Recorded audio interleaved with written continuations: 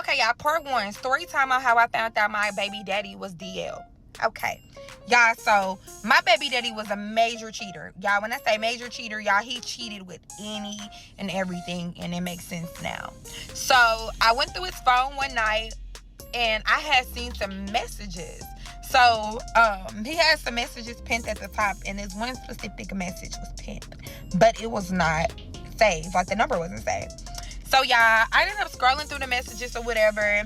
And like, as I'm scrolling through the messages, it appears as he's texting some female. So I'm still looking through the messages and stuff. So I came across a message that was like, you know, did you like, what we did?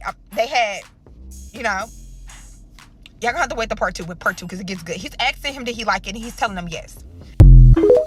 Part 3 on how I found out my baby daddy was DL.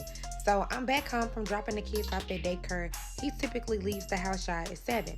Sidebar, y'all, he works Monday through Thursday from 7 in the morning to 5 o'clock.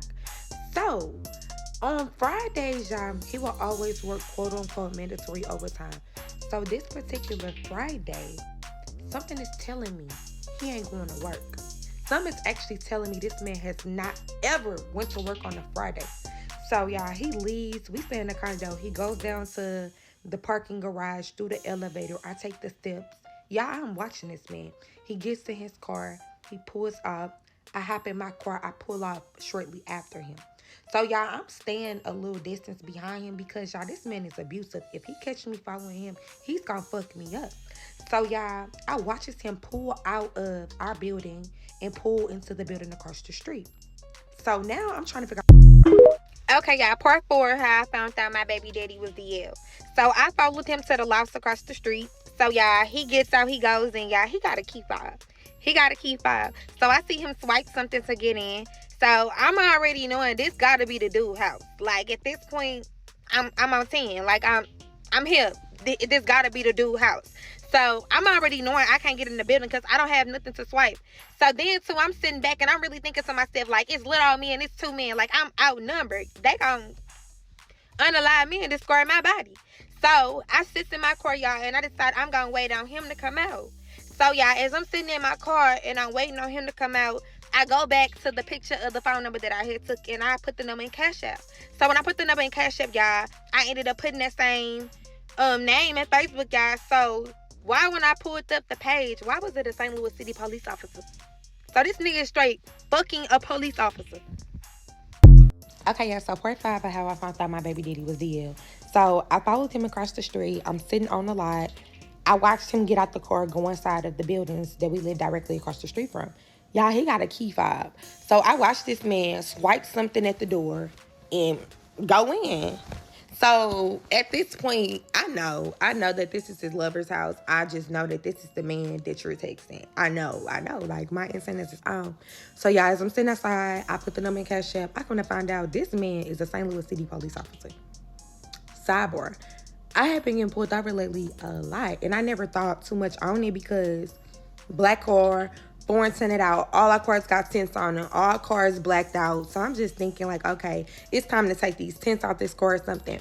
So as I'm sitting on the lot, I open up my glove department because I'm like, wait a minute, like, this shit got to be connected. So, y'all, I look at the ticket. So the issuing officer on the ticket carried the last name of the issuing officer. I'm sorry, the issuing officer on the ticket had the same last name as the officer that Facebook page I had pulled up. But, y'all, the issuing officer on the ticket was a female. Okay? This is a female. This is a female pulling me over. Same last name, same everything. So, y'all know on the ticket, it's not going to give you anything but the first initial.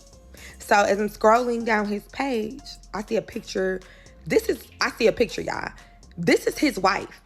The woman who had been pulling me over is my baby father's lover's wife. So, everybody around me clearly knows what's going on but me. Because at this point, I figured she gotta know. It's no way you pulling me over giving me these tickets and you don't know what's going on. But everything's starting to make a little more sense now.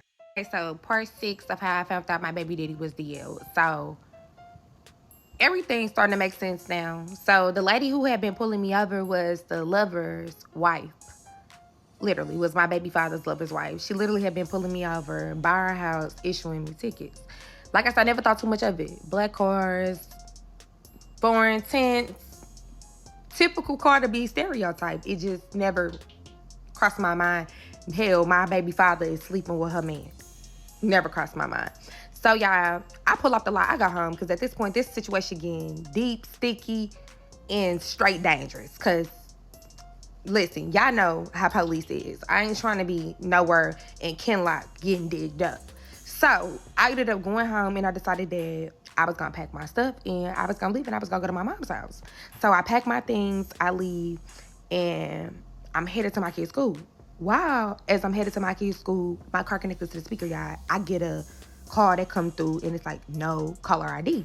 So I answers the phone, y'all, and it's a lady. Just to be specific, it's her. She's calling me. Bitch, why are you calling me? So she's like, hey, my name is Dana, sidebar, D Black. That was the officer that was giving me the tickets. She like, hi, my name is Dana, and I was just calling because I wanted to talk to you. I know that you and my husband, me and your husband. I'm like, nah, you got this all wrong. She like, what you mean? I'm like, I ain't sleeping with your husband. My baby Daddie and your husband, they sleeping around. Yeah, she get quiet. She like, you need to meet me. Just like that. Meet you where? She like, meet me at the gas station. Oh, the gas station you been pulling me over at? But cool, I'll meet you there. So, y'all, I pulls up to the gas station. I meet Dana. Y'all, first off, Dana was cool as hell. That first link up with Dana, man, Dana became like this, okay? Before I could get anything out, Dana was like, let's unalive him. Let's unalive him. So, I'm looking at this fine-ass chocolate lady in its police officer uniform telling me, let's unalive my baby Daddie and her husband. It sounded good, and I ain't gonna lie. Wow.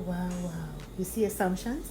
Now, naturally, she would think that this is the woman who was with her husband. That is why she was being vindictive by issuing her with all those tickets. Not knowing that the husband was with the husband. Ladies, listen. We are in full she-man season. Full she-man season. That is why when I see women are proposing to these men and they're forcing their hand, I'm thinking, what the hell is wrong with you? These men do not want to penetrate you. They want to be penetrated. Take a hint. Take a freaking hint. Now, this story is hella long. She has more videos. Go to her page. I think it is Hair Habits on TikTok. And you'll see everything and the conclusion to this literal mess. Now, subscribe, like, and share.